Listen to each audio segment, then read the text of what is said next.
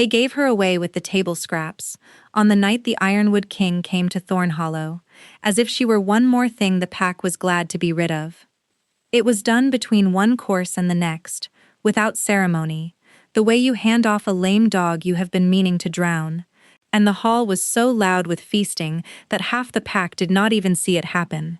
The Alpha of Thornhollow leaning to his powerful guest with wine on his breath and a joke in his mouth, and gesturing, careless, toward the girl carrying the emptied trenchers back to the scullery, and saying the words that ended one life and began another.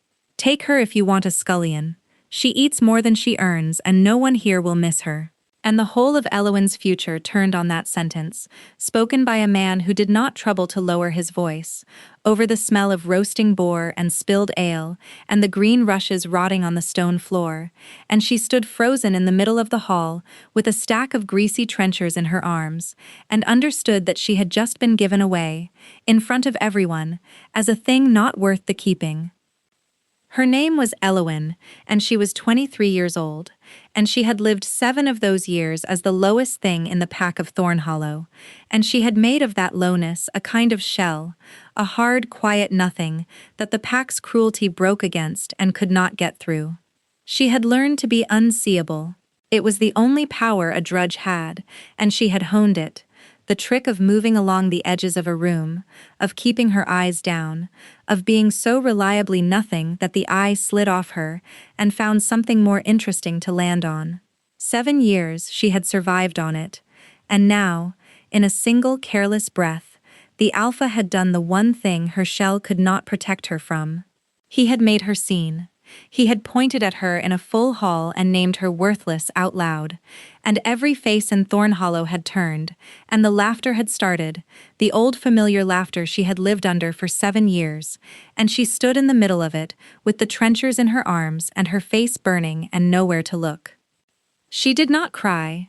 She was not a girl who cried. The crying had been mocked out of her years ago, in the first hard season, when she had learned that tears in Thornhollow were only more meat for the wolves. She stood, and she held the trenchers, and she let the laughter break over her, and she waited for it to be over, the way she waited for everything to be over, from a great inner distance, and she did not look at the man she had just been given to, because looking at him would have made it real, and she was not ready, yet, for it to be real. But he was looking at her. She felt it before she understood it. A stillness at the high table, a single point of quiet in the roaring hall, and against every rule she had kept for 7 years, she lifted her eyes, just once, just to see, and she met the gaze of the King of the Ironwood, and the whole world went strange. He was not laughing. That was the first thing. The entire hall was laughing, the Alpha of Thornhollow loudest of all, and the great guest at the high table was not laughing, not smiling, was sitting utterly still with his wine untouched and his dark eyes fixed on the scullery girl in the middle of the floor, and there was on his hard face an expression that Elowin could not read at all, that did not belong to that hall or that joke or that night, an expression that looked almost like, but that could not be, that made no sense, that looked almost like recognition. Then the moment broke. The Alpha said something else, and the hall laughed again, and someone shoved her toward the scullery door, and she went, because a drudge always went, and the great doors of the feast closed behind her, and she stood in the cold stone passage, with the trenchers still in her arms and her heart going hard, and did not understand, yet, that the King of the Ironwood had just looked at her across a crowded hall, and seen, in one breath, the thing that 7 years of Thornhollow had never once suspected, the thing that Elowin herself did not know she carried. To understand how she came to be the lowest thing in Thornhollow, you have to understand what she had been before, which was not much, but was not nothing either, and the fall from not much to nothing is a longer fall than the pack ever reckoned. Her father had been the pack's rememberer, its keeper of names and lines and the old law, a position of no power and some honor, the man you went to when you needed to know whose grandmother had held what right, whose blood ran back to which old alliance. He had been a gentle, bookish man in a hard pack that had little use for gentleness, and he had kept his small honor by being useful in the one way the strong could not be, by holding the pack's memory in his head, and he had loved his daughter and taught her her letters, which was itself a strange thing in Thornhollow, where a female drudge had no more use for letters than a hound did. Her mother Elwyn barely remembered. She had died when the girl was small, of a wasting sickness, and had left behind only two things: a low, sweet fragment of a lullaby that Elwyn could not quite recall the words of, and a thin silver chain with a pendant of dark worn stone that her father had made her swear, on his own life, never to show to anyone, and never to take off, and never ever to ask about until she was grown. She had kept the oath. She kept it still. The pendant hung against her skin under her drudge's shift, where no one had seen it in 7 years, warm from her body, a small, hard secret she had stopped questioning because questioning it hurt. When Elwyn was 16, her father died. He died the way gentle men die in hard packs, quietly and too soon, worn out by a life that had never once been kind to him, and with him died the last thread of Elwyn's protection. A rememberer's daughter was owed a certain small respect while the rememberer lived. A rememberer's orphan was owed nothing, and Thornhollow collected on that nothing with enthusiasm. Within a season she had been moved from her father's small warm room to the scullery. Within a year she was the pack's drudge of all work, the one who did what no one else would, who scrubbed the trenchers and carried the slops, and slept on straw by the kitchen fire, and ate what the hounds left. And the pack, which had tolerated her gentle father, discovered in his orphan daughter a wonderful sport, because she was quiet, and she did not fight back, and there is nothing a cruel pack loves so much as a thing that will not fight back. They called her names. That was the least of it, but it was the constant of it. 7 years of names. Ash Girl, for the fire she slept by, nothing, for what the Alpha had called her, and worse ones, crueler ones, that she had taught herself not to hear. They gave her the work that broke bodies and the food that did not nourish them. They made her the butt of every idle cruelty a bored pack could invent, and she bore it, and made herself smaller and quieter and harder, until the girl her father had taught to read had almost entirely disappeared inside the drudge the pack had made, and only came out at night, alone by the fire, when Elwyn would sometimes take out the worn dark pendant and hold it in her fist and try to remember her mother's lullaby and fail, and put it away and sleep. There was one thing they never managed to take from her, in all 7 years, and it was the thing her father had given her: the letters. They did not know she could read. It had never occurred to any of them that the scullery drudge held that small, strange power, and she had learned early never to show it, because a drudge with a secret is a drudge with something that is hers, and Elwyn had precious little that was hers. But on the worst nights, the nights after the worst days, when she lay on the straw by the banked kitchen fire with the bruises rising and the names still ringing, she would close her eyes and read, in her head, the old chronicles her father had taught her out of, reciting them silent and perfect against the dark, the lists of names and lines and old laws, and it was the one place the pack could not follow her. The one room in herself they had never found the door to. They could give her the breaking work and the poor food and the endless names. They could make her sleep by the fire and eat what the hounds left. But they could not get into the room where her father's voice still read to her, and she kept that room swept and warm all 7 years, and it was, though she did not know it, the thing that saved her. Because a person who keeps one room the world cannot enter keeps, in that room, a self, and when the king of the ironwood finally told her she was more than nothing, there was, still, a someone left inside her to hear it. Thornhollow had made her a drudge. It had not quite managed to make her no one. Her father's letters had seen to that, from beyond his grave, the last gift of a gentle man to the daughter he could not otherwise protect. She did not know what she was. That was the cruel joke under the whole of it, the joke that not even the pack was in on. She did not know that the dark stone against her skin was the oldest thing in 3 kingdoms. She did not know why she had never, unlike every other wolf-born child in Thornhollow, made her first shift, Why the change that came to the others at their coming of age had never once come to her, a lack the pack mocked as one more proof of her worthlessness, a wolf-born girl who could not even find her wolf. She did not know that the reason lay coiled in her blood, sleeping, waiting, held down by 7 generations, and a mother's dying oath and a small dark stone. She thought she was simply what they told her she was. Nothing. Ash girl. A thing to be given away with the scraps. She was wrong. But she would not learn how wrong for a long time yet, and the learning would cost her everything she thought she was.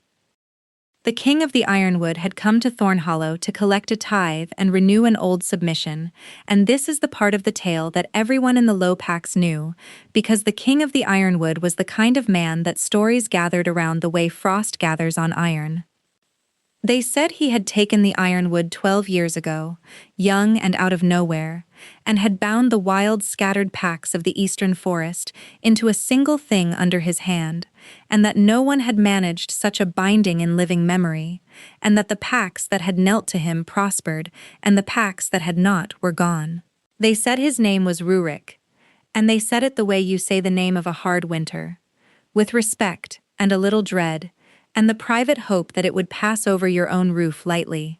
They said he was old blood, true alpha blood, the real and ancient kind that the low packs had all but bred out of themselves, and that this was why the wild packs had bound to him where they had bound to no one else, because a wolf knows old blood when it stands in front of it, knows it in the spine and the belly before the mind can argue, and Rurik of the Ironwood had walked into the wild forest with that old blood in him, and the wolves had knelt because their bodies knew to kneel. Thornhollow had knelt too, years ago, and paid its tithe and been left alone, and that was the arrangement Rurik had come to renew. A night of feasting, a formal submission, a tally of grain and iron, and then he would take his warband and ride back east, and Thornhollow would not see him again for years. It was a routine visit. It was supposed to be a routine visit.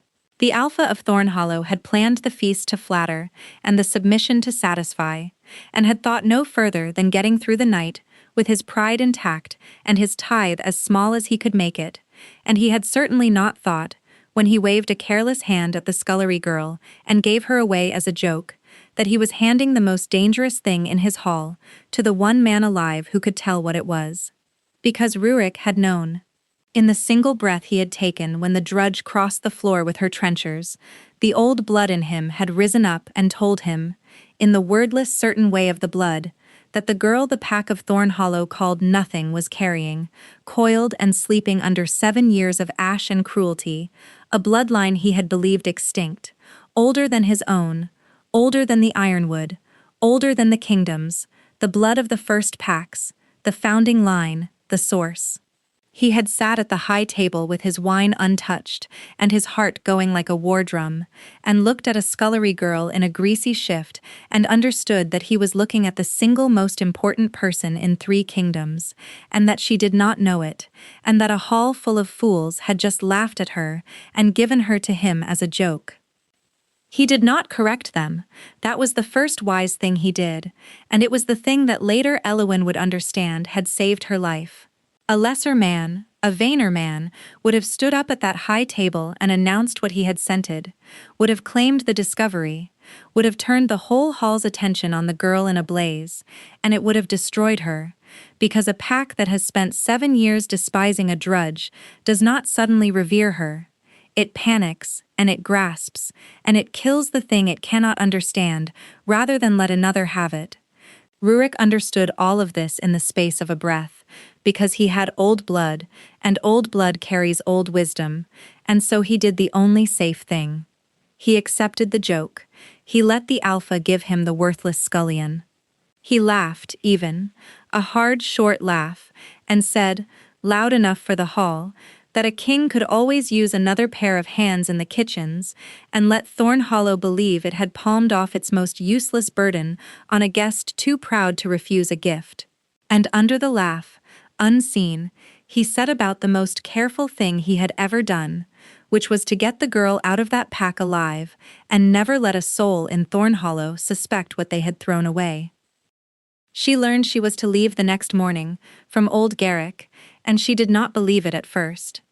Garrick was the pack's houndsman, ancient and blunt and half-lame, the only creature in Thornhollow who had ever shown Elowyn a rough kindness, mostly because Garrick had long ago stopped caring what the pack thought of anything and did as he pleased, and it pleased him, now and then, to slip the ash girl a heel of bread or a word that was not a cruelty.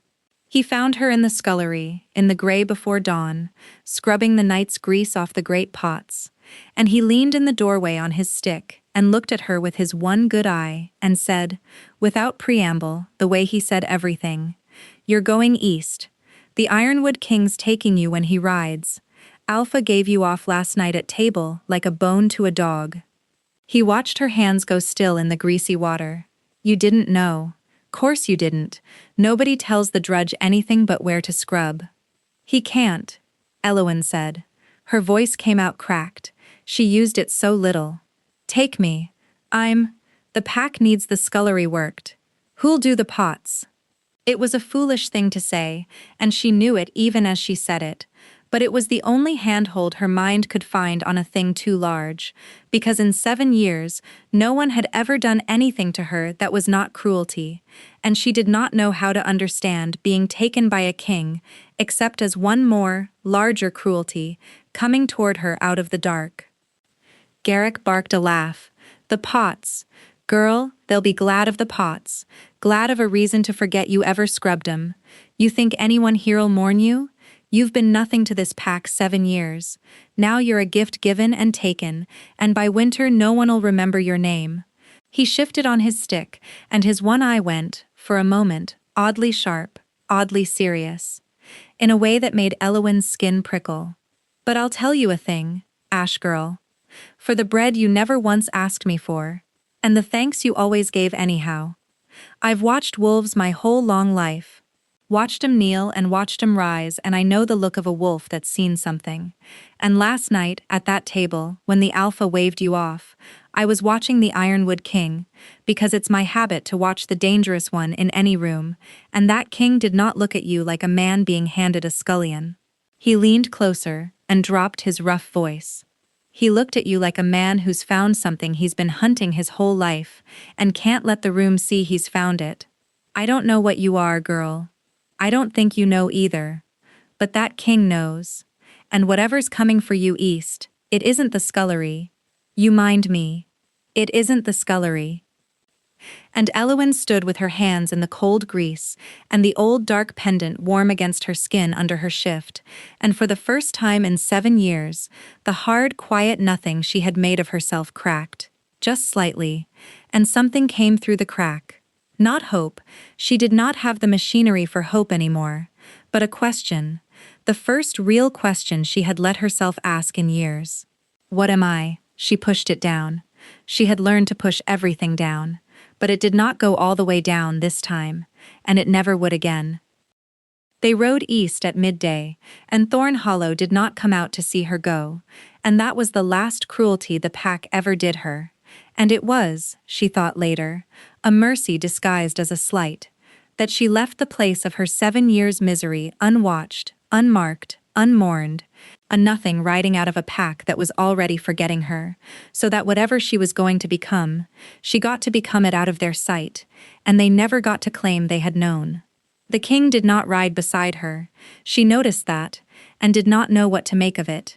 She had been put on a steady old mare in the middle of the warband, wrapped in a cloak far too fine for a scullion, which someone had left for her without a word, and the king rode at the head of his men, and did not once look back at her that she saw, and she rode east into a country she did not know, away from the only place she had ever lived, and she was afraid, and under the fear, growing, the question, "What am I? Why did he take me? What did the houndsmen see?" They stopped at dusk in a clearing, and the warband made camp with the easy speed of men who had done it 1,000 times, and Elowyn sat apart, as she had learned to sit apart, small and quiet at the edge of things, and waited to be told what work to do, because there was always work. That was the one constant of her life. There was always work, and she did it. But no one gave her work. A young warrior brought her food. Good food, warm food, more than she had eaten at one sitting in 7 years, and went away again without a cruel word, and she sat holding the bowl and did not understand, and it was then, in the firelight, that the king came and sat down across from her, and everything she thought she understood about her life came quietly apart. He sat the way large men sit who are trying not to loom, folding himself down, keeping a careful distance, and he did not speak at first. He looked at her across the small fire, and she made herself look back, because she had decided, somewhere on the long ride east, that if she was riding toward some new cruelty, she would at least ride toward it with her eyes open.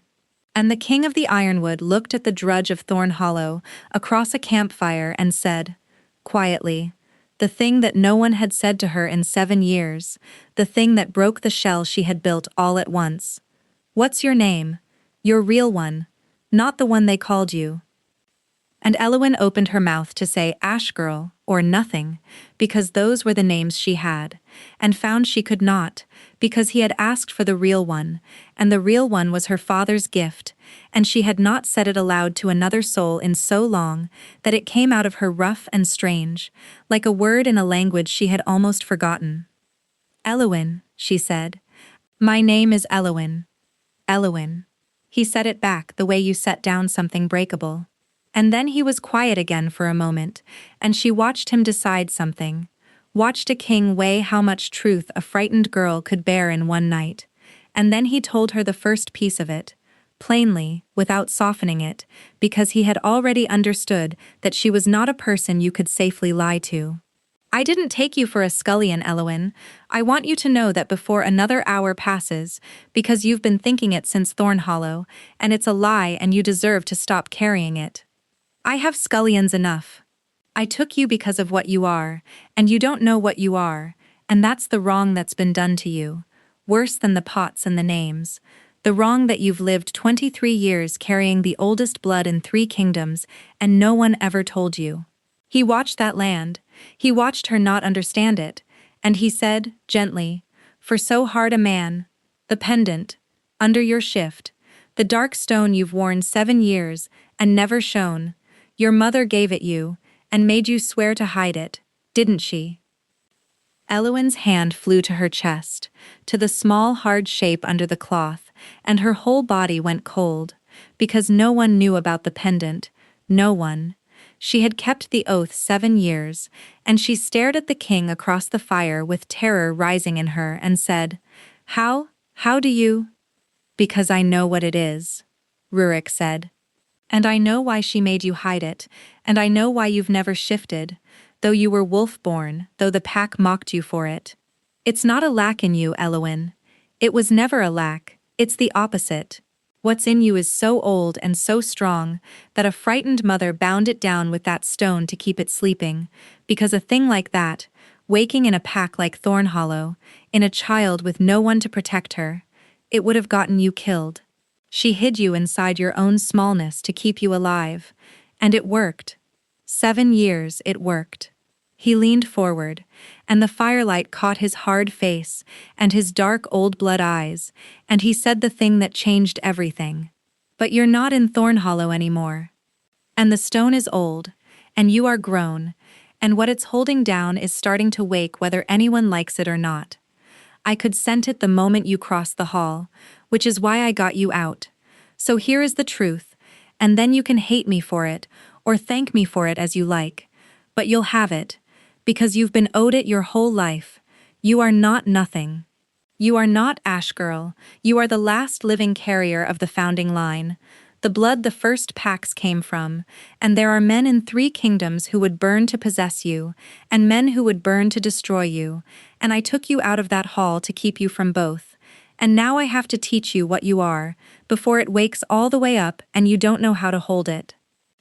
Elowyn sat by the fire, with her hand pressed to the warm stone against her heart, and the whole shell of 7 years lay in pieces around her, and she did not know whether to weep, or run, or laugh, and she did the thing she always did, which was to go very still, and very quiet, and look for the true shape of it, and she found, under the terror, under the disbelief, one small hard certain thing that she held on to, That this was the first time in 7 years that anyone had told her she was more than nothing, and that whatever else was true or false in what the king had said, that part had the ring of truth, and she had lived long enough on the underside of the world to know the ring of truth when she finally heard it. "If it's true," she said, slowly, and her voice was steadier now, because the shell was gone, and something harder was underneath it, something her father's letters and her mother's stone had put there, and 7 years of ash had never managed to burn out. "If it's true, and I'm this thing you say, then I'll have one condition, before you teach me anything, before I let you tell me one more word about what I am." She lifted her chin and looked the king of the ironwood in his old blood eyes across the fire, a scullion setting terms to a king, and she saw him go still with surprise, and something else, something that might have been the beginning of respect. "You'll never lie to me, not to spare me, not to steer me, not for my own good. Everyone I've ever known lied to me. The pack lied every day about what I was worth, and my own father and mother lied, even in love, even to keep me alive, they lied about the whole of what I was. I've had enough of being managed by people who decided what truth I could bear. If you want to teach me what I am, you tell me all of it, the ugly and the dangerous with the rest, and you let me decide what to do with it. That's my price. Swear it, or turn this mare around and take me back to my pots, because I'd rather scrub grease knowing the truth than be a queen wrapped in kind lies." And the king of the ironwood looked at the girl his host had given him, with the table scraps, and he did not laugh, and he did not soften, and after a long moment he inclined his head, once, the way a wolf acknowledges another wolf, and he said, "I swear it. Every truth, however it cuts. You have my word, Elowin, and my word has bound wild packs. It'll hold for one girl who's braver than her whole pack put together." And across the small fire, in the dark of the eastern road, the drudge of Thorn Hollow and the king of the ironwood struck the first bargain of the rest of their lives, and somewhere under the small dark stone against her heart, the old blood turned over in its long sleep, and began, at last, to wake. The ironwood was nothing like she had imagined, because she had imagined a fortress, a cold, hard place like the stories gave to feared kings, and what she found instead was a forest. They came to it on the 4th day, and there was no wall, no gate, no black stone rising off a mountain, only the trees, which changed as they rode east, growing older and vaster and closer, until the road ran under a canopy so high and so dense that the light came down green and gold and dappled, as if through deep water, and the air went thick with the smell of moss and leaf rot and living wood, and Elowin, who had spent 7 years in a scullery breathing grease and ash, felt something in her chest come open at the smell of it that she had not known was shut. The Ironwood's people did not live in a keep. They lived in the forest itself, in halls built among and around the great trees, timber and living trunk grown together, until you could not tell where one ended and the other began, walkways in the high branches, and long low halls between the roots, and it was the most beautiful place Elowin had ever seen or imagined. And she rode into it wrapped in a cloak too fine for her, a scullion who was not a scullion, and understood that she had come to a place as strange to her as the moon. They did not put her in a kitchen. That was the first strangeness, and it undid her more than any cruelty could have. She was given a real room, high in the branches of one of the great halls, with a window that looked out into the green deep, and a bed with furs on it, and a door that she alone could close. And for the first night she did not sleep in it, because she did not know how, because she had slept 7 years on straw by a fire, with one ear open for the next cruelty, and a soft bed behind a door she could close was a thing so foreign that she sat awake in the middle of it, on the floor, with her back to the wall the way she was used to, and watched the green dark through the window, and waited for the trick, for the catch, for the moment the kindness turned out to be one more joke at her expense. It did not come. That was the thing she could not get her mind around. Those first days. The catch did not come. She kept waiting for it, and it kept not coming. And slowly, so slowly, over many days, she began to understand that there might not be a catch, and that understanding was harder to bear than any cruelty. Because it meant that the 7 years had been for nothing, that she had been made to suffer not because she deserved it, or because the world was simply so, but because a particular pack of particular people had chosen it, and could have chosen otherwise, and had not. It was Sable who taught her to sleep in the bed. The old woman had found her on the 3rd morning, still folded on the floor with her back to the wall, gray-faced and unslept, and had stood in the doorway with her arms crossed and read the whole of it in a glance. The 7 years, the straw by the fire, the one ear kept open, and had not pitied her, which Elowyn would always be grateful for, because pity was just one more thing done to a person. Instead, Sable had come in and sat heavily on the edge of the furs, and patted the place beside her, and said, "Gruff, get up off my clean floor and come sit on a bed like a Christian. It won't bite. It's the softest thing you'll ever lie on, and you're treating it like a trap." And when Elowyn had not moved, the old woman had softened, a very little, and said the true thing under the rough one, the way Elowyn would learn she always did. "Nobody's coming, girl. That's the thing you can't credit yet, and I'll not waste breath trying to make you. But I'll sit here till you sleep, every night if I have to, an old woman on a bench, so there's a witness in the room that means you no harm, and one of these nights your body'll believe it even if your head won't, and you'll sleep in the bed. We've all the time in the world. I'm not going anywhere."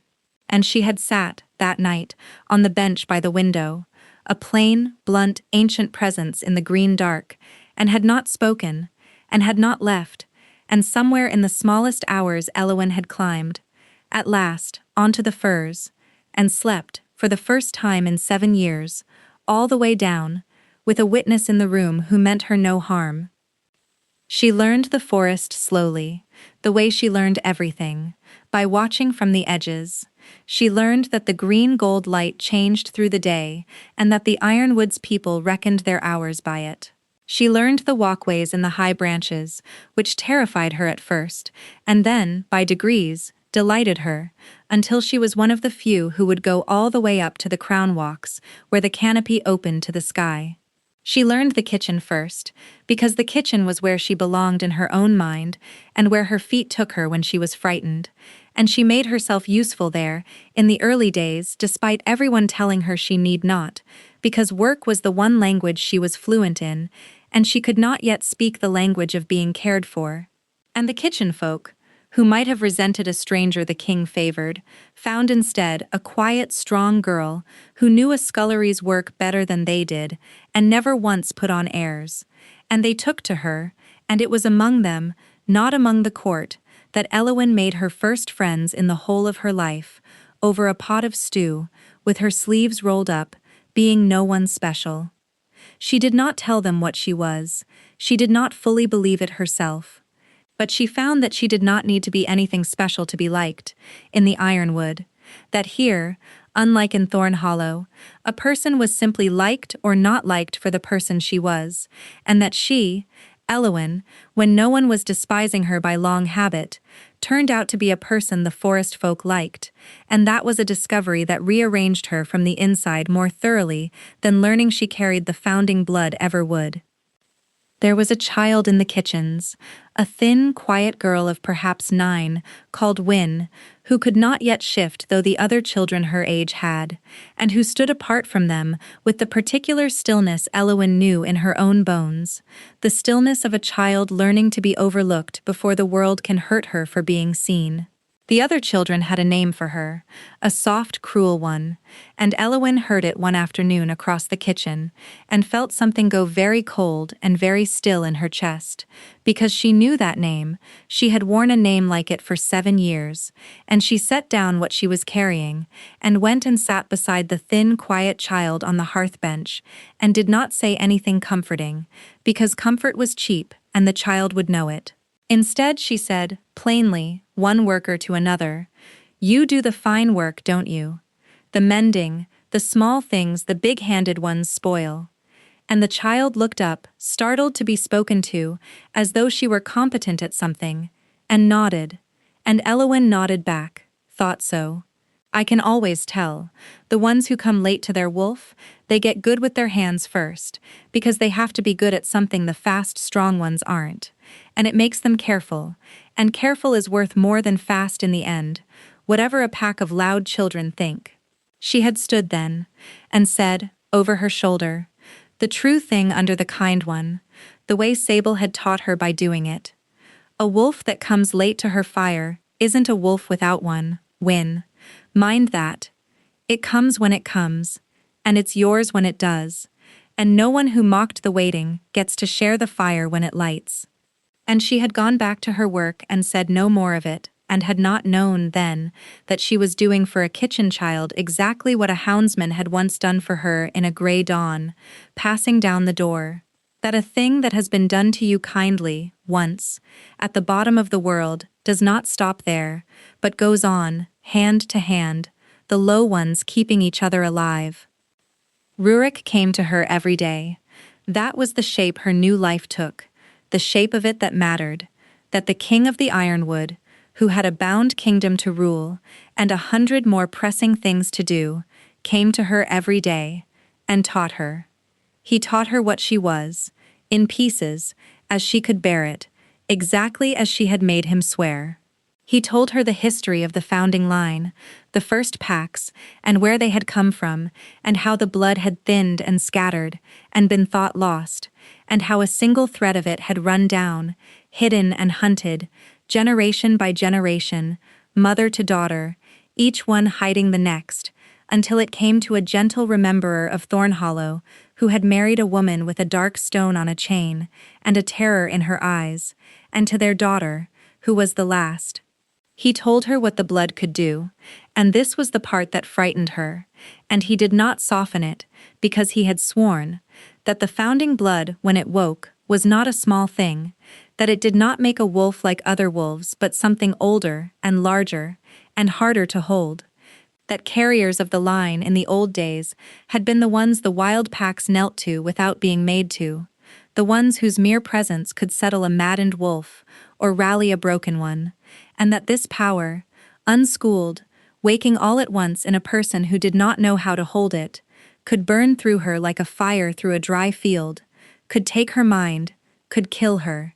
That was why the stone, that was why her mother had bound it down, and that was why he had to teach her now to hold it herself, from the inside, before the old stone failed and the blood woke whether she was ready or not.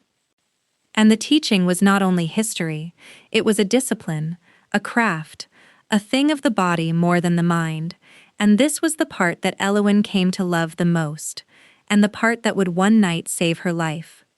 Rurik taught her to find the blood. He would have her sit across from him in the green gold light, both of them still, and he would talk her down into herself, into the deep place under thought where the old thing slept.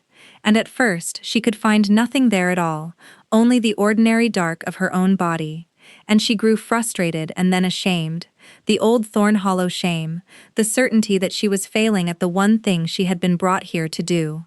But Rurik did not let her carry the shame. "You're not failing," he said, over and over, patient as stone. "You spent 7 years learning to press yourself down small, to feel nothing, to be nothing, because feeling and being got you hurt. That was a discipline too, and a hard one, and it kept you alive. Now I'm asking you to undo it, and you can't undo 7 years in 7 days. The blood's there.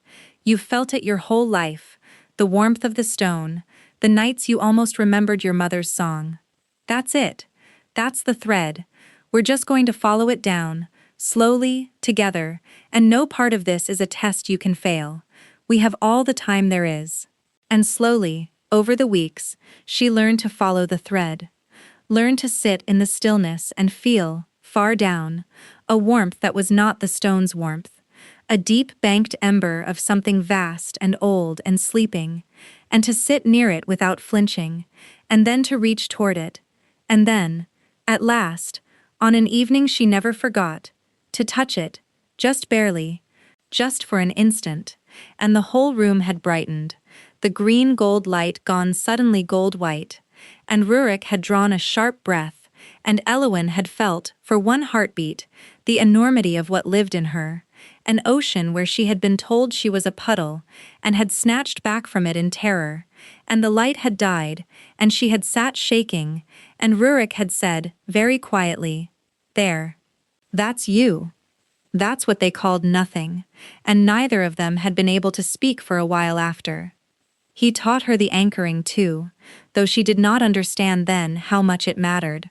He taught her that a carrier waking her blood was in danger of being swept away by it, of pouring out so much of herself into the vast old fire that she lost the shore of who she was, and that the guard against it was to stay anchored, to keep one hand, always, on something outside the fire, something solid, a stone, a tree, a breath, a person, so that however deep she went into the blood she never lost the way back.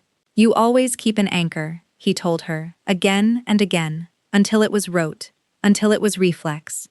"However deep you go, however much it wants you to let go and pour yourself out, you keep one hand on the shore. Promise me that. Whatever else you forget, you keep an anchor, because the day the stone fails, and it will fail, Elowin, it's old and it's wearing and it will fail. The whole of it will come up at once, and the only thing between you and being burned away will be whether you've kept hold of an anchor," she promised. She did not know, promising, that the anchor, when the night came, would not be a stone, or a tree, or a breath. She did not know it would be him. And in between the teaching, without either of them naming it, there grew the other thing, the slow thing, the thing that had nothing to do with blood or kingdoms. It grew, as these things grow, out of small ordinary moments. He learned that she could read, and it startled him. A wolf-born woman with her letters, in the low packs, was a rare and strange thing, and he began to bring her books, the old chronicles of the Ironwood, and found that she devoured them, that the girl the pack had called nothing had a quick, deep, hungry mind that 7 years of grease and ash had not been able to dull, and he took a plain, unhidden pleasure in feeding it that reminded her, painfully, of her father. She learned that the feared king of the Ironwood, who bound wild packs with his old blood, was privately quiet and dry and unexpectedly funny in a low, grave way, that he disliked the ceremony his people wanted to wrap him in, that he ate simply and slept little, and preferred the company of his old hounds to his warriors. She learned the shape of his days, the way she had once learned the shape of Thornhollow's cruelties, but this shape she learned for a different reason, and she caught herself, one evening, having learned that he took no honey in his morning draught, though everyone assumed a king would, and having quietly told the kitchen so, and she stood very still with the small fact in her hands and understood, with something like fear, that she had begun to tend him, the way you tend a thing you have started, without permission, to care about. The lessons had a shape, and the shape became a season. Every evening, when the green gold light went long and low through the great trees and the day's ruling was done, he came, not summoned, not announced, simply arriving at the door of her high green room, the way water arrives at the low place, as though it were the natural end of his day and not a thing he chose. And every evening she was ready for him, though she told herself she was not, though she pretended each afternoon that she had not already set the 2 chairs by the window, and banked the small fire, and laid out the day's book. She learned him the way she had once learned a scrubbing floor, by the feet, by the sounds, by the small tells. She knew his step in the corridor before he reached the door. She knew, from the set of his shoulders when he came in, whether the day's ruling had been hard. She knew that on the hard days he said less and sat longer, that he would take the book from her hands and read aloud in his low, grave voice, not because the lesson required it, but because the sound of the old chronicles steadied him, and that on those evenings the teaching went both ways, that a scullion who had learned to soothe a beaten household could soothe a tired king without either of them ever naming it as soothing. He taught her the founding line, generation by generation, the way it had thinned and hidden, and passed down the centuries from the first packs to the girl at the window, and in the teaching he gave her, without meaning to, a thing she had never had, a past. Thorn Hollow had given her 7 years of ash and a mother's grave, and nothing before it. Rurik gave her ancestors. He showed her, in the old chronicles, the names of the ones whose blood she carried. The first alphas who had bound the wild wolves not by force, but by some older, deeper thing. The founders, the ones the whole map of the pack still bent around without knowing why. And he watched her face, as she understood that the drudge everyone had stepped over was the last living thread of the oldest and greatest line in the world, and he did not gloat over it or wield it. He simply let her have it, the way he let her have everything, and he watched her hold the enormous fact in her 2 hands like a girl given, for the first time in her life, something that was hers and could not be taken. "Why do you look at me like that?" she asked him one evening, not angrily, only because she had learned from him to ask instead of swallow. "When you think I don't see, you look at me the way a person looks at a thing they're afraid to want." And Rurik, who did not lie to her, because he had sworn not to, was quiet a long moment, and then said only, "Because I am afraid to want it," and did not say what it was, and neither of them made him, and the fire in the small grate ticked down, and the not saying of the enormous thing became, itself, a kind of intimacy, the shared knowledge of a thing too large to lift yet. There were the small rituals, and the small rituals were the whole of it, because the speck of a life is written in its small rituals, and not its great events. There was the morning draught, which she learned he took without honey, and which she began, quietly, to see was made right. There was the matter of his hands. He came in some evenings with them scraped or bruised from the day's work, for he was a king who still did work with his own hands, who mended his own tack and worked his own hounds, and she began, without asking, to keep a small pot of the forest salve on the window bench, and to set it near him, and to say nothing, and to watch him use it and say nothing, the 2 of them conducting an entire wordless conversation through a pot of salve set within reach. There was the way he began to bring 2 cups instead of asking for one. There was the evening she fell asleep over a chronicle, spent from a day of lessons, and woke to find a cloak laid over her, and the fire banked and the king gone, and understood that he had sat and watched her sleep, and had not woken her, and had tended the fire before he left, and that a man who does that is not schooling a bloodline.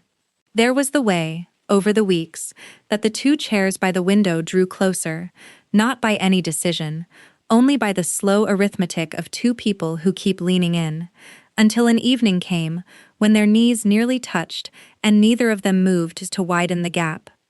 She learned his kingdom too, through him, not the politics, which he kept from her, but the texture, the way the ironwood held itself, the customs of a forest people who lived among the great trees and reckoned their seasons by the light. And she found, to her own surprise, that she was good at it, that the same watchfulness 7 years of drudgery had beaten into her, the reading of a room, the sensing of a mood, the knowing of who was hurt and who was hungry, made her, without her trying, a person the Ironwood's people came to trust. The kitchen folk knew her first, because she was one of them, and would always be one of them, and she never once let a servant call her lady, or stand when she entered. And then the older women, who saw how she was with the low folk. And then, slowly, the pack itself, who felt in her the thing they could not name, the founding blood asleep under the dark stone, and who found that the girl who carried it did not lord it, did not even seem to know she carried a thing worth kneeling for, and loved her the more for the not knowing. She had been nothing in Thorn Hollow. She was becoming, without reaching for it, the still center of the ironwood, and the strange thing, the thing she turned over in the dark, was that it had nothing to do with the blood. They did not love the founding line. They loved the woman who set the salve within reach. Old Sable set her straight about it, in the blunt way of the very old. Sable was the closest thing the ironwood had to what Garrick had been in Thorn Hollow. an ancient, plain-spoken woman who had kept the halls of the Forest Kingdom since before Rurik was born, who feared nothing and flattered no one and had appointed herself, from Elowin's first day, the girl's rough guardian. It was Sable who had left the fine cloak on the mare without a word. It was Sable who taught her how to sleep in a bed, and how to eat at a table, and how to stop flinching when a hand moved near her, and who did all of it gruffly, impatiently, with a running commentary on the foolishness of packs that beat the sense out of good girls, and then wondered why they jumped. And it was Sable who found Elowin, one evening staring out her high green window, with a book unread in her lap, and a look on her face that the old woman read in a glance. "You're doing the thing," Sable said, settling herself on the bench with a grunt. "Where you decide a thing you want is a thing you're not allowed. I've watched you do it a dozen times since you came. You want the second helping and you don't take it. You want to ask the question and you swallow it. 7 years they taught you that wanting's dangerous, that a drudge who wants gets slapped down for it, so now you've got a whole life of small hungers you won't let yourself feed." She fixed Elowin with a shrewd old eye. "And now you've gone and started wanting the biggest thing of all, and you're doing it about that too. Deciding, before he said a word, that you're not allowed, that a scullion doesn't get to want a king, that it's one more thing that'll get slapped down." She snorted.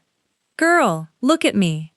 That man does not come to a person every day for a month to teach them the history of the founding line, because he's dutiful. He's got a kingdom of people he could hand you to. He comes himself. He comes every day. He brings you books he had to dig out of the deep cellars. A king who wanted only to school a bloodline would have set a tutor to it and gone about his ruling. This one's not schooling a bloodline. He's courting a person and calling it schooling because he's as much a coward about it as you are, in his own way. 2 of you, circling a thing you both want, each one sure they're the one not allowed to have it." She rose, joints cracking. "I'm too old to watch it go slow out of politeness. So I'll say the thing you're both too proud to. The wanting's not the danger, Elowin. It never was. The danger was always the pack that taught you to fear it. And the pack's 100 miles west, and you're not their drudge anymore, and you can want a thing now, out loud, and have it, and nobody's going to slap you down. Nobody. Not here." And she went out and left Elowin at the high green window with the unread book, and her heart going hard, and the old dark stone warm against it, and the slow thing between her and the king suddenly, terrifyingly, named. She did not sleep that night, and the next evening, when Rurik came, she was different, and he felt it the moment he crossed the threshold, the way he felt everything about her. He stopped in the doorway. He looked at her by the window with the unopened book, and something in her face, the thing Sable had named, brought up out of the deep, and looked at squarely at last, must have shone, because his own carefully held face did a thing she had never seen it do, went uncertain, went almost young, and for a long moment the 2 of them simply stood there in the green dark, a scullion and a king, both of them holding a thing too large to say, each of them certain they were the one not allowed to have it. It was Elowin who spoke, in the end, because she had made him swear to give her every truth and had learned, slowly, to hold herself to the same law. "Sable says you come every day because you're courting me and calling it teaching," she said, and her voice shook, but she said it, "and that I keep deciding I'm not allowed to want a thing, because a pack 100 miles west spent 7 years teaching me that wanting gets a drudge slapped down." She made herself look at him. "You swore you'd never lie to me, so I'm going to ask you a true question, and you're going to give me a true answer, and neither of us is going to be allowed to hide behind the teaching anymore. Is she right? Is it teaching, or is it the other thing?" And Rurik, who bound wild packs, who faced down rival kings, who had never in 12 years of ruling been afraid of anything, stood in the doorway of a scullion's room and was, plainly, afraid, and did not lie, because he had sworn, and because she deserved it, and because he had run out of the courage it took to keep pretending. "It stopped being teaching a long time ago," he said, low. "I think it was never only teaching. I told myself it was duty, the blood, the line, the thing too precious to lose. It was easier to think that than to think the truth, which is that I could send a tutor and I don't, that I have a kingdom of things to do and I do this instead, that the best hour of my day is the one I spend in a room with a woman my host gave me with the scraps, and that I have been telling myself a lie about why for weeks, because the truth frightens me more than any war I ever fought. He did not come closer. That was the thing she remembered, after, that even then, even having said it, he left the whole of the distance for her to close or keep, the way he left everything in her hands. So no, Sable's right, it isn't teaching. But I'll not take a step toward you that you don't ask me to take, Elwyn. Not now, not ever, because the one thing I will not do, the one thing, is be another person in your life who decides a thing about you without asking. You've had enough of those. You'll have no more of them from me. The wanting's mine, and it's real, and now you know it. What happens with it is yours.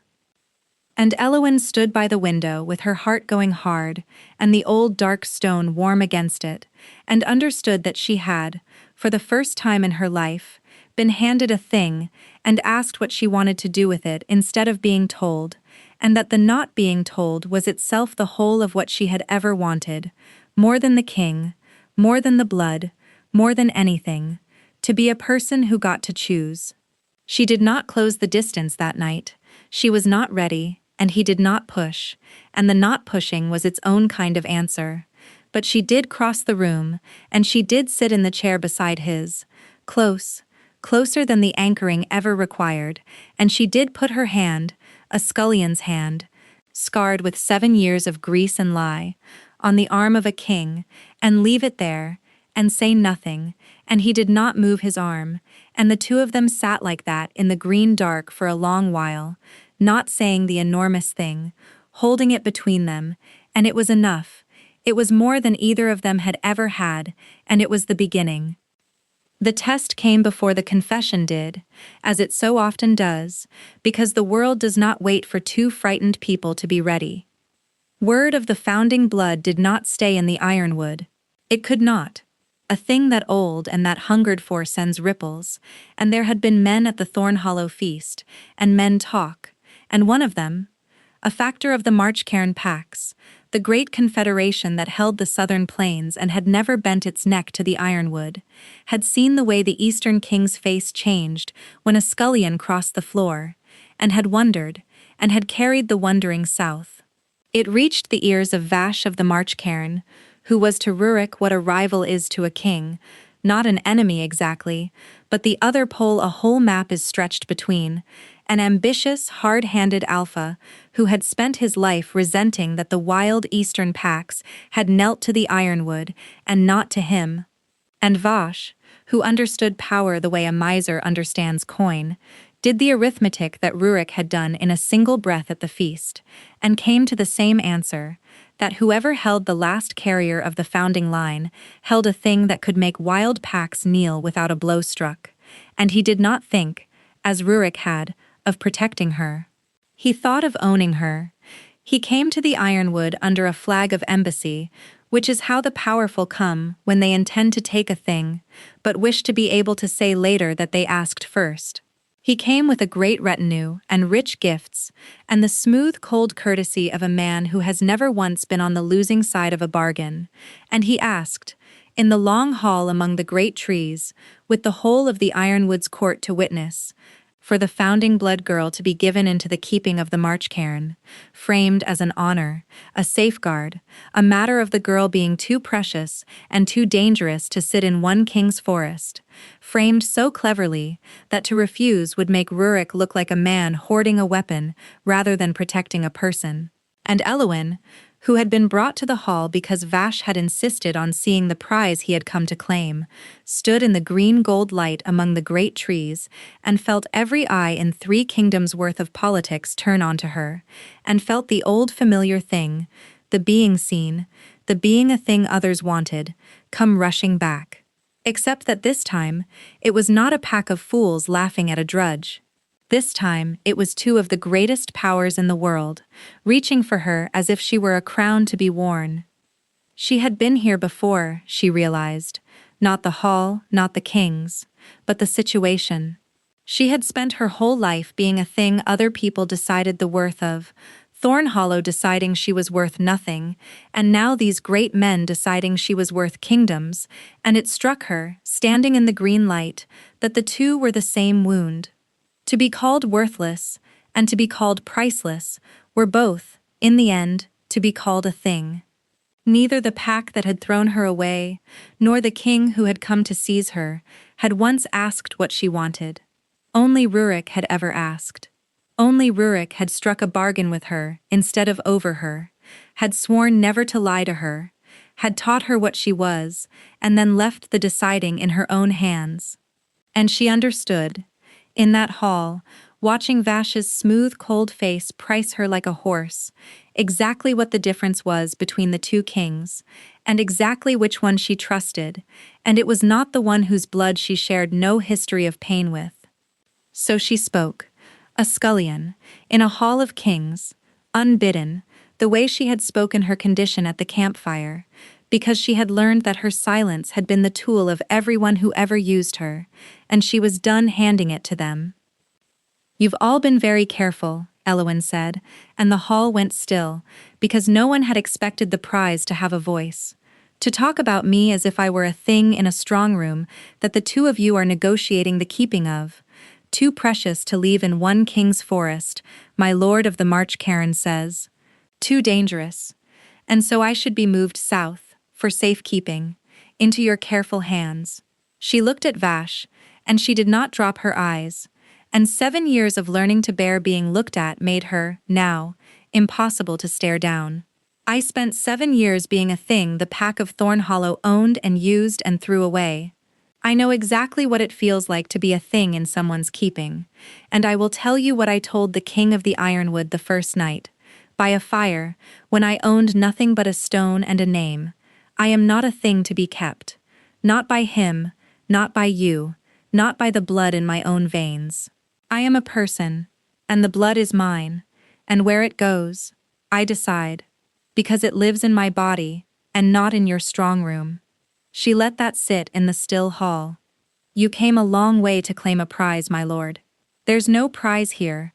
There's only a woman your whole embassy forgot to ask. So ask. Ask me what I want, the way not one of you great men has thought to, and I'll tell you, I want to stay where I'm asked instead of owned. That's all. That's the whole of it, and that answer is worth more than your embassy, because it's the one thing in this hall that isn't for sale." The hall was silent. Vash's smooth face did something complicated, and Rurik, Elwyn saw it, though he schooled it fast. Rurik looked at her across the hall with an expression that was not a king's at all, that was naked, and astonished, and something close to worship. The look of a man watching the person he loves refuse to be owned by the whole world at once. Vash left, in the end because there was nothing else he could do. A girl who will not be owned cannot be handed over without the handing being visible as theft, and Vash was not yet ready to make open war on the Ironwood over a scullion who had made a speech in front of witnesses. He left cold and courteous, and promising nothing, which meant promising everything, which meant that this was not over, that a man like Vash does not ride home empty-handed and simply forget. But he left, and the Ironwood let out its held breath, and Elwyn stood in the green-gold light having faced down 2 kings, and felt, under her sternum, where the old dark stone hung warm, a heat, a small heat, a wrongness, the first ember. She did not know it yet, but the stone was failing. It failed 3 nights later, and it very nearly killed her. Rurik had warned her it would come. He had sworn to tell her every truth however it cut, and he had told her this one plainly, that the old stone her mother had bound the blood down with was 7 generations old and wearing thin, that the founding blood was waking whether or not she was ready, that there would come a night when the last of the binding gave, and the whole of what she was would rise up in her at once, and that this was the most dangerous hour of her life, because unschooled power waking all at once could burn through a carrier and take her mind or her life. He had been teaching her, all these weeks, the ways to hold it, the old disciplines, the breathing and the grounding and the anchoring. But there is a difference between practicing to hold a fire and holding one, and when it came the way such things come, at the worst hour, in the dark, without warning. She woke burning. That was the only word for it. She woke in the deep of the night in her high green room, with her whole body on fire from the inside, the old dark stone against her chest gone scalding hot, and then, with a small final crack she felt more than heard, gone cold and dead and spent, its long work finished, 7 generations of binding failing all at once. And into the space it had held down, the founding blood rushed up like floodwater through a broken dam. More than she was, more than any person was, the accumulated power of the first packs waking in the body of a girl who had been a scullion 3 months ago, and it was going to take her, she understood in the first terrible instant. It was too much. It was a fire, and she was a field of dry grass, and she opened her mouth to scream and could not, and the room began to fill with a light that came from her own skin. He was there. Somehow, he was there. Later she learned that the old blood alphas could feel it when a thing like this woke, that Rurik had come awake in his own hall a heartbeat before she did, and had run, the king of the ironwood running barefoot through his own halls in the dark, toward the room where the founding blood was waking. And he came through her door as the light was building toward the thing that would burn her mind away, and he did the only thing that could be done, the thing no amount of teaching could have prepared her for, the thing that changed everything between them in a single instant. He took hold of her. He crossed the burning room and took her by the shoulders, and then wrapped her wholly in his arms, pulling her against him, against the old blood in his own body, and he anchored her. That was the word for what he did. She understood it afterward. Though in the moment it was only that the flood of power rushing up to take her suddenly had somewhere to go, someone to touch, an older and steadier fire to run alongside instead of consuming her from within. Old blood knows old blood. His had bound wild packs, hers was older still, and when he held her the two met, and his steadied hers, gave it a shore to break against, a shape to pour into, and she clung to him in the burning room with the light pouring off her skin, and felt her own power roar up to the very edge of taking her, and not, quite, take her, because he was there, because he held on, because he did not let go even as the light seared and the air itself seemed to catch, even as holding her must have hurt him. He did not let go. Elowen. His voice in her ear, low and certain, the one fixed point in a world made of fire. I've got you. Breathe the way I taught you. It can't take you if you don't go with it. I'm the ground. Pour it into the ground. I've got you. I'm not letting go. And she breathed, though breathing was agony, and she reached for the old disciplines through the fire, and she poured the terrible rising flood of what she was, into the anchor of him, into the arms that would not let go. And slowly, over an hour, over a year, over a single endless night, the fire found its shape. It did not go out. It would never go out. It was what she was now, awake at last. But it stopped being a thing that would burn her, and became a thing she could hold, banked and deep and hers, and the light died back down out of the air, and the room went dark and ordinary again, and Elowen came back to herself shaking and drenched and alive, wrapped in the arms of the king of the ironwood, on the floor of her high green room, with the spent dead stone cold against her chest, and the whole of her ancient blood awake, and, for the first time in 7 generations, held. Neither of them let go. That was the thing. The danger was past. The fire was banked. There was no longer any need, of the anchoring kind, for him to hold her, and neither of them let go. They knelt together on the floor in the dark, both shaking, his arms around her, and her face against his chest, and the not letting go went on past the moment of need and into a different country entirely, and it was Elowen, in the end, who lifted her head, who looked up at the hard, astonishing face of the man who had run barefoot through the dark to be the ground under her fire, and who said, in a voice wrecked and raw, and utterly without a shell, "You could have been burned. Holding me. You knew that, and you did it anyway. Why? And Rurik, who bound wild packs, who faced down rival kings, who had sworn to her never to lie, did not lie now. Because there is no version of my life, he said, low, certain, where I stand in a doorway and watch you burn. I told myself for weeks it was duty. The blood? The line? The thing too precious to lose. It was never that. I have known since you crossed a hall in Thornhollow with a stack of trenchers, and did not weep though the whole pack laughed. It was never the blood I couldn't let burn, Elowyn. It was you. Just you. The person, not the prize. I'd have run into that fire if you'd had no blood at all. And there was nothing careful left in either of them. No shell and no crown. Only two people on a dark floor who had both been things other people wanted and had found, in each other, the one person who wanted the person and not the thing. And when he kissed her it was not gentle, exactly, and it was not fierce, exactly. It was certain, the way the ground is certain, the way an anchor is certain. And she kissed him back with all the fire she had just learned to hold, banked and deep, and finally hers to give, and the old dead stone hung spent and cold between them. Its work done, 7 generations ended, because the girl it had protected did not need protecting anymore. She had woken, she was held, and she would never again be anyone's to keep but her own.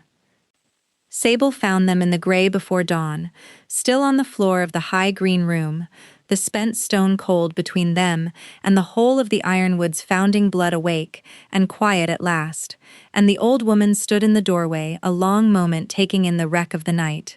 The scorched air, the dead stone, the king of the ironwood sitting on a scullion's floor with the scullion asleep at last against his chest, and she did not say anything sharp for once in her long blunt life. She only looked at Elowyn's sleeping face, at the peace on it, the particular deep peace of a person who has come through the thing she most feared, and been held through it and lived. And something moved in the old woman's face that Elowyn never saw and Rurik never spoke of. Then Sable did what she always did, which was the true kind thing, dressed as a gruff one.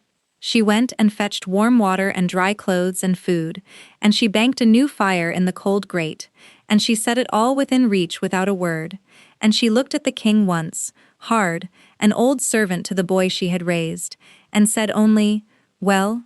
Took the pair of you long enough, and went out, and left them the morning, and the whole forest, learning what it had nearly lost in the night, held its breath around the high green room where the last of the founding line slept, held, at the bottom of the world, and safe.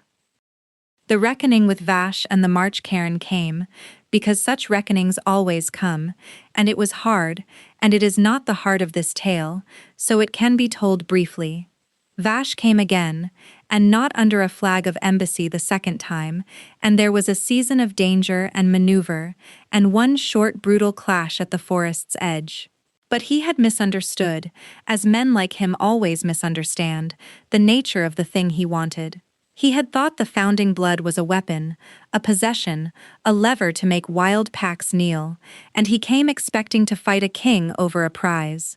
What he met instead was the founding blood awake and held and standing at the forest's edge in the body of a woman who had chosen, freely, where to stand. And when Elowyn stepped out under the trees and let the wild packs of 3 kingdoms feel what she was, the old thing they knelt to without being made to, she did not raise it as a weapon. She raised it as a question.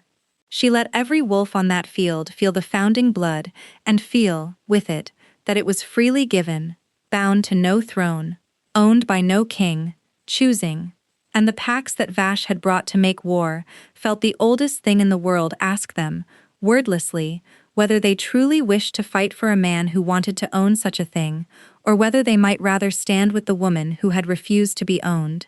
And they chose.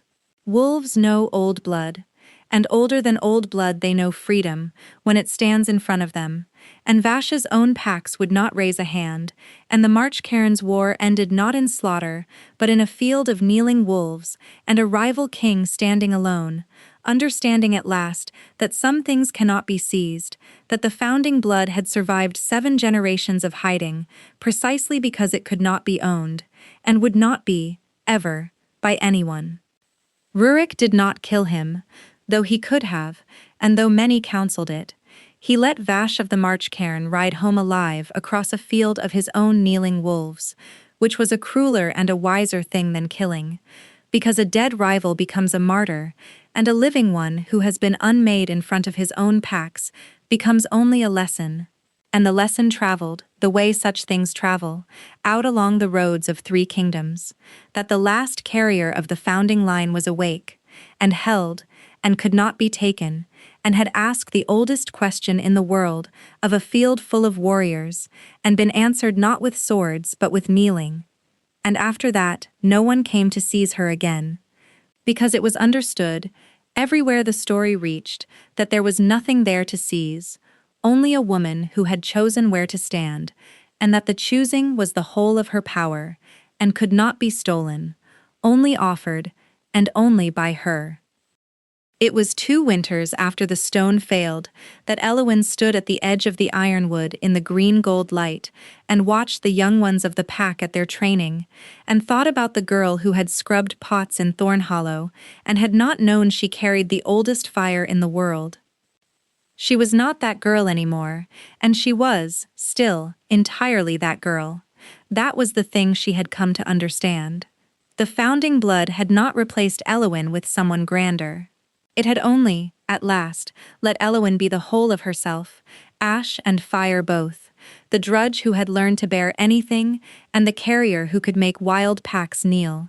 And she had found that the 7 years of ash had not been wasted, that a person who has been nothing and survived it holds power differently than a person who was always something, more carefully, more kindly, with a memory in the bone of what it is to be the one everyone steps over. She used the blood rarely and gently. She had made the ironwood a place, quietly, where the low and the overlooked were not thrown to the fire, where a drudge might learn her letters, where a child who could not shift was watched with patience and not with scorn, and the whole forest kingdom had bent, slowly, around her, not because she was the founding blood, but because she was Elowyn, and Elowyn knew exactly what it cost to be despised, and would not have it happen under her trees. Rurik came and stood beside her, the way he did, and they watched the young ones together, and after a while he said, quietly, the question he had never quite asked, the one he had left in her hands the way he left everything in her hands. Do you ever wish I'd left you there? In Thornhollow. Not scented you, not taken you, let you keep the small safe nothing your mother made of you. It would have been a quieter life. You'd have never had to hold a fire that nearly killed you, never had to face down Vash, never had the whole weight of what you are. Sometimes I think I stole your quiet from you, that night at the feast, whether you'd have chosen it or not. And Elowyn, who had made him swear never to lie to her, and had learned in the years since to hold herself to the same law, told him the truth, in her own words, the way she had earned the right to. You didn't steal my quiet, she said. My quiet was a cage, a kind one, maybe. My mother built it out of love and a stone, to keep me alive. But it was still a cage, and I was still nothing inside it, and I would have died an old drudge who never once knew she carried the oldest fire in 3 kingdoms, and that would not have been a quiet life. It would have been a stolen one. She turned to him, to the man who had run barefoot through the dark, to be the ground under her fire. You asked if I wish you'd left me there. Here is my answer, in my own words, out loud, the way you always let me. No. I choose this. Not the blood. I didn't choose the blood. None of us choose our blood. But this. Being seen, instead of overlooked. Being asked, instead of owned. Holding the fire, instead of being burned by it. Standing at the edge of these trees with you, instead of scrubbing pots in a pack that called me nothing. I choose all of it. The fire and the danger and the weight. Because it's mine, and it's true, and I am. And for once, she did not let the sentence break, because she had learned, in the ironwood, to say the whole of a thing. I am not nothing. I never was, and I would not trade 1 hour of this hard true life to be safely, quietly, kindly nothing ever again. And Rurik took her hand, And they stood at the edge of the great forest in the long gold light, and below them the young ones trained, and among them, Elowyn noticed, was a small girl who could not yet shift, who stood apart and watched the others with the particular stillness of a child learning to be overlooked.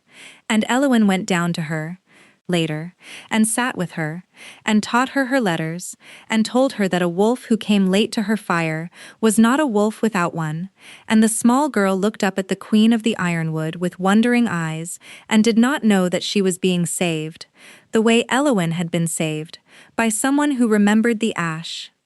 The stone she still wore, spent and cold and dead, its 7 generations of work long done, she wore it still on its thin silver chain, against her heart, where her mother had hung it, not because it did anything anymore, but because it was the last thing her mother's hands had touched, and because it reminded her, every day, of the whole long truth of her life.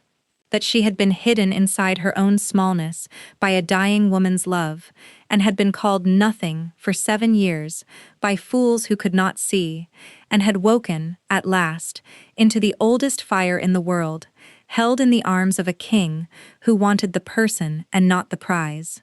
Ash, and then fire. The stone that hid her, and the blood it hid. She wore the cold stone over the banked warm fire of what she was, the two of them together against her heart, the whole of her, and in the green gold light of the ironwood she was, for the first time in her life, entirely and unhiddenly herself.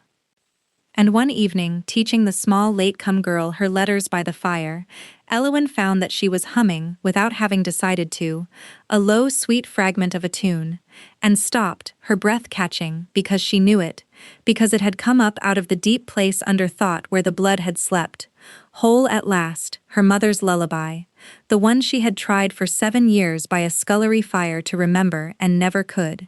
It had been waiting, all this time, in the same locked room as the blood, and now that the room stood open, it came to her entire, words and all, a mother's song sung over a bound and frightened child to keep her safe until the world was ready for her. Elowyn sang it, low, to the small girl by the fire, and did not weep, though she could have, and understood that this too had been kept for her, held down and safe under the stone, waiting for the evening she would finally be free enough to remember it, and that she would sing it now, going forward, hand to hand, the low ones keeping each other alive, a song from the bottom of the world passed up into the green gold light at last.